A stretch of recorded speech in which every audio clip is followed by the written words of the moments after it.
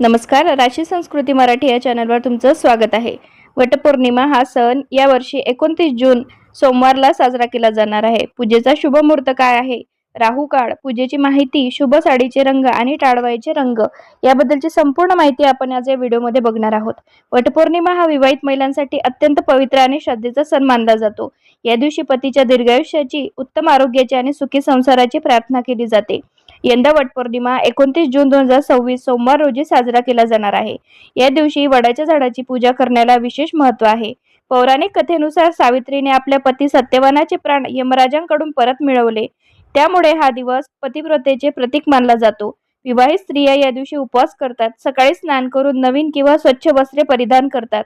पूजेसाठी आवश्यक साहित्य आधीच तयार ठेवावे। वडाच्या झाडाजवळ जाऊन पूजा करावी, झाडाला पाणी अर्पण करावे, हळद कुंकू वाहावे, फुले अर्पण करावीत, अक्षता अर्पण करावेत, नैवेद्य दाखवावा। नंतर झाडाभोवती कच्चा दोरा किंवा सूत गुंडाळावे। 7 किंवा 108 प्रदक्षिणा घालण्याची प्रथा काही ठिकाणी आहे।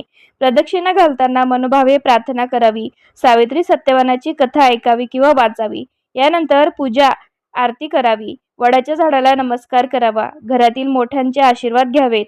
यामुळे वैवाहिक जीवनात सुख समृद्धी येते आणि अशी श्रद्धा आहे। यावर्षी पूजेचा शुभ मुहूर्त काय आहे? सकाळी सूर्योदयानंतर पूजा करणे अत्यंत शुभ मानले जाते। यंदा सकाळी सुमारे 6 वाजता ते 10:30 वाजेपर्यंत पूजेचा शुभ मुहूर्त मानला जाणार आहे। त्यानंतर दुपारपूर्वी ही पूजा करता येते। स्थानिक सूर्योदयाच्या वेळेनुसार काही मिनिटांचा फरक असू शकतो, म्हणून आपल्या शहरातील पंचांग तपासणे योग्य राहील। शक्यतो सकाळीच पूजा पूर्ण करावी। राहू काळ 29 जून 2026 हा सोमवार असल्यामुळे राहू काळ साधारण सकाळी 7:30 ते 9 वाजेदरम्यान असणार आहे। या वेळेत मुख्य पूजा करणे टाळावे। राहू काळ संपल्यानंतर पूजा करणे अधिक शुभ मानले जाते। जर आवश्यक असेल तर राहू काळापूर्वी किंवा त्यानंतर पूजा करावी। स्थानानुसार वेळेत थोडा फरक असू शकतो। पूजेसाठी आवश्यक साहित्य काय लागणार आहे ते आपण बघूया।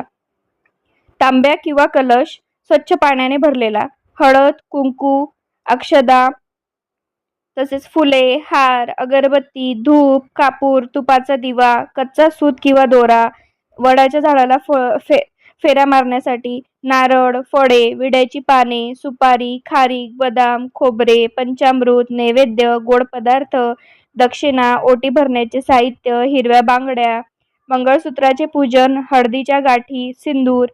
यावर्षी शुभ मानले जाणारे साडीचे रंग कोणते आहे ते बघूया। हिरवा रंग, पिवळा रंग, लाल, गुलाबी, केशरी हे रंग मंगल, सौभाग्य आणि सकारात्मकतेचे प्रतीक मानले जातात। हिरवा रंग समृद्धीचे प्रतीक आहे, लाल रंग सौभाग्याचे प्रतीक आहे, पिवळा रंग शुभत्व आणि ज्ञानाचे प्रतीक आहे, गुलाबी रंग प्रेम आणि आनंद दर्शवतो, केशरी रंग ऊर्जा आणि उत्साहाचे प्रतीक आहे। या रंगाच्या साड्या अनेक महिला या दिवशी परिधान करतात। पारंपरिक पैठणी, सिल्क किंवा कॉटन साडीही परिधान करू शकता। तसेच हिरव्या बांगड्या घालणे शुभ मानले जाते। कुंकू, फुले आणि पारंपरिक दागिने लूक अधिक सुंदर बनवतात। कोणत्या रंगाच्या साड्या टाळाव्यात? काळा रंग शक्यतो टाळावा। पूर्ण गडद काळी साडी परिधान करणे अनेक ठिकाणी अशुभ मानले जाते।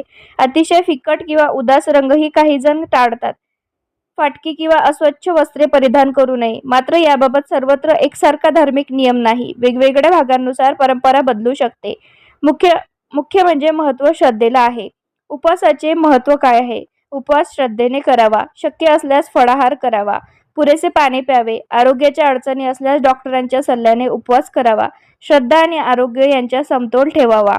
पूजेदरम्यान लक्षात ठेवण्याच्या गोष्टी: मन शांत ठेवावे, राग करू नये, स्वच्छता राखावी, पूजा मनोभावे करावी, देवाचे स्मरण करावे, गरजू लोकांना दान करावे, ज्येष्ठांचा आदर करावा, सौभाग्यवती महिलांना हळद कुंकू द्यावे, आशीर्वाद द्यावेत, सावित्रीचे आदर्श जीवन स्मरणात ठेवावे, संसारात प्रेम, विश्वास आणि समर्पण जपण्याचा संकल्प करावा। वटपौर्णिमा हा केवळ एक धार्मिक सण नसून कुटुंबातील प्रेम, विश्वास, नात्यांची जपणूक आणि सौभाग्य यांचा उत्सव आहे। श्रद्धा, भक्ती आणि सकारात्मक भावनेने केलेली पूजा ही सर्वात मोठी पूजा मानली जाते। शुभ मुहूर्तात राहू काळ टाळून मनापासून पूजा केल्यास मानसिक समाधान मिळते आणि कुटुंबात सुख, शांती व समृद्धी नांदावी अशी प्रार्थना केली जाते। सर्वांना या शुभ वटपौर्णिमेच्या हार्दिक शुभेच्छा। व्हिडिओ जर आवडला असेल तर व्हिडिओला लाईक, शेअर आणि सबस्क्राईब करायला विसरू नका। धन्यवाद।